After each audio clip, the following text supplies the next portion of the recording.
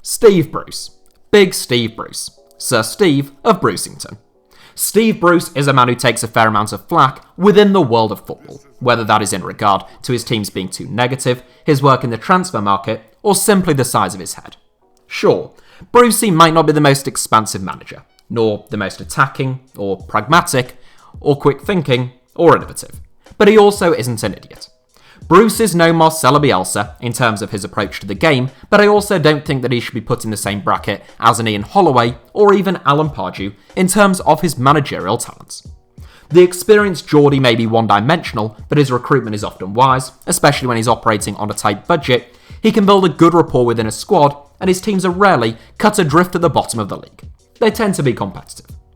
He is a man who has been around the block a bit by this stage, and I have fond memories of Bruce due to his 4 years at Hull City, where he was not perfect, but ultimately he won promotion to the Premier League twice and reached an FA Cup final.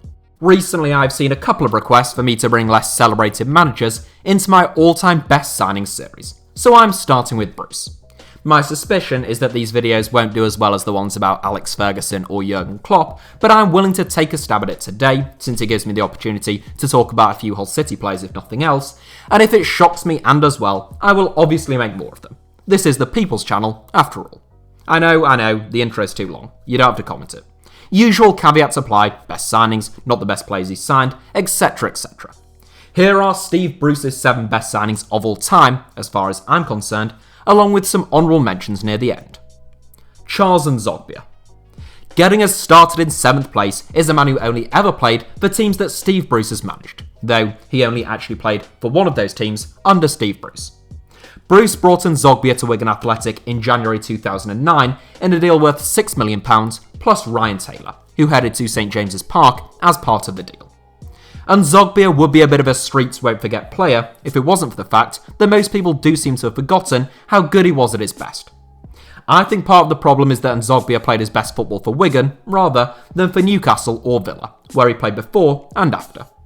During his 2.5 years in Lancashire, Zogbia was among the most electric wide players in the Premier League, and I don't believe that is any exaggeration. In the 2010-11 season, which was his last season at Wigan, Zogbia scored 10 goals and made 11 assists. When a wide player makes 21 goal contributions in a season now, we're talking about 50 to 100 million pound valuations. To give you some context, Raheem Sterling and Heung-min Son both had 21 goal contributions in the Premier League last season, and they were playing for teams that you might suggest were stronger than Wigan were a decade ago. Ultimately, Zogbia left Wigan for Villa in a deal worth £9.5 million. He was awful for Villa for a variety of reasons, but that doesn't change the fact that he was a great signing by Steve Bruce at Wigan Athletic, and that I think he's a great starting point in this 7. Darren Bent. 2 players who were signed by Steve Bruce in the same year, but at different clubs, get us started in this 7. Darren Bent is another player who I think is probably quite underrated, at least in terms of his prime. His prime, as it happened, came under Steve Bruce, in his first season after the then Sunderland, now Newcastle boss signed him. Bent was already an established Premier League centre-forward and a full England international at the time, but he had failed to have the desired impact across his 2 seasons at Tottenham Hotspur, scoring 25 goals in 79 games after Spurs had made him their club record signing. Brucey loves a talent who has perhaps suffered a minor setback and is subsequently available for a knockdown price, and that's exactly what he got with Darren Bent. Sunderland signed Bent for an initial £10 million with £6.5 million in future add-ons. An instinctive goalscorer who was at his best playing just off the centre-back's shoulder, Bent bagged a whopping 25 goals in his first season at the Stadium of Light, including 24 in the Premier League. Only Didier Drogba and Wayne Rooney scored more that season. Yet again, if a player does that now, we're talking about silly money. Bent scored 11 in 23 during the first half of the following season before dragging his heels and demanding a move to Aston Villa. He got his wish in the end, and Sunderland received £18 million up front, plus a potential £6 million in future add-ons in return for their star centre-forward. It's unusual, I guess, that Zogbia and Bent both excelled after being signed by Steve Bruce in 2009 before demanding moves to Aston Villa. Andy Robertson. Those of you who were aware that Steve Bruce signed Andy Robertson at Hull City, which might be all of you if I end up putting him in the thumbnail, might have expected him to take top spot or come somewhere close. In terms of the player Robertson has become at Liverpool, had he done that at Hull City, I have no doubt he would be. or even if he had commanded a fee that corresponded with his current talent.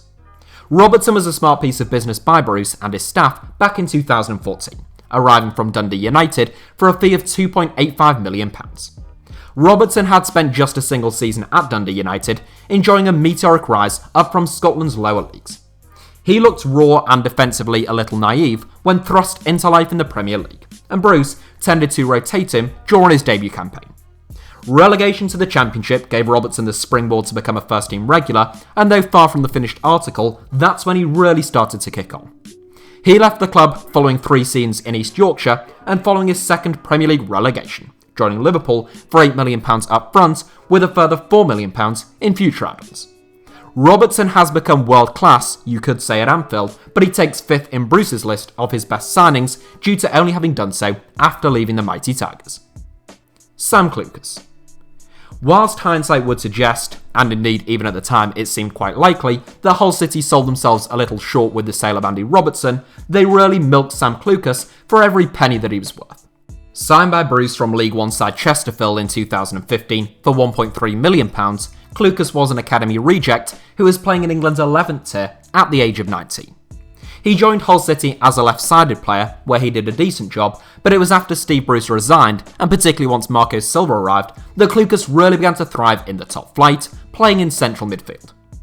In the second half of his last season at the KCOM Stadium, Clucas was one of the Tigers' standout players, prompting a big money move to Swansea City. The Swans used a hefty chunk of the money that they had received from Everton for Gylfi Sigurdsson in order to sign Clucas for a potential £16.5 million, a fee which raised 1 or 2 eyebrows even in East Yorkshire, where he was quite highly rated. Swansea ended up selling Clucas for close to a £10 million loss after he had spent just 12 months in South Wales, and he now plays for Championship playoff hopefuls Stoke City. I think there can be little doubt that Clucas is the least talented player in this 7, but the fact remains that he was snapped up from a third-tier side for just a touch above £1 million, and he was sold to close to 15 times that amount, so he was a brilliant signing for Hull City, whichever way you look at it. John McGinn. Those of you who may have been subscribed to this channel for a very long time, and I suspect that's not many of you, might just recall that I had long felt it was bizarre that a flurry of English clubs weren't battling it out to sign John McGinn, at least from the 2016-17 season onwards. In the end, it was Steve Bruce and Aston Villa who were the lucky suitors, snapping McGinn up for a bargain price of just £2.75 million. At that price, for a player of his talent, you simply can't go wrong, and so it has proved. Though Steve Bruce was sacked less than 2 months after McGinn arrived at Villa Park, the Scottish international was one of Villa's star men whilst they were struggling, and he continued to impress once their fortunes turned around under Dean Smith. It's often forgotten that McGinn was actually Villa's Player of the Year during his debut 2018-19 campaign as the club won promotion to the Premier League, and he has handled the step up to life in England's top flight with consummate ease. Villa reportedly now value McGinn at £50 million, which is effectively a way of saying hands off, but his real value is at least 10 times what Bruce agreed to pay for him less than 3 years ago. In 2019, Bruce described McGinn as his best ever signing. I've put him in third, so either I'm wrong or Brucey forgot that he signed the 2 men up next. Antonio Valencia. I must admit, this is a tad generous, given that Antonio Valencia was already at Wigan Athletic before Steve Bruce arrived. Why on earth does he feature then, you might be wondering, and that is because he was only previously on loan at the DW Stadium, but he became a permanent signing on Steve Bruce's watch.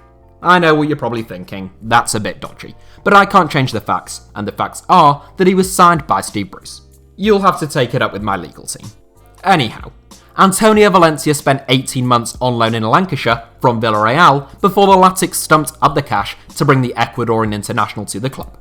He set them back a very reasonable £5 million, agreeing terms on a 3.5-year deal.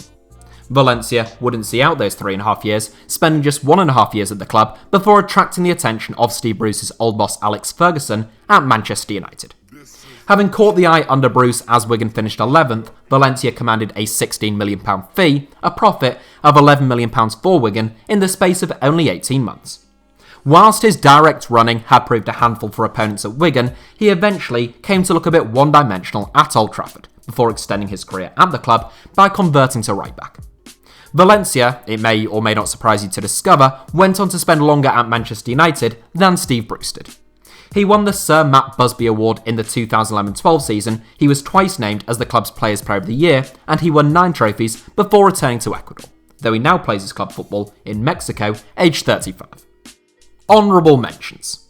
I promised you some honourable mentions, or a Brucey bonus as you might want to call it in just this instance, and I shan't disappoint. There are a lot to get through since, as I said, old Brucey has been around the block a bit, so I'll try to be quick.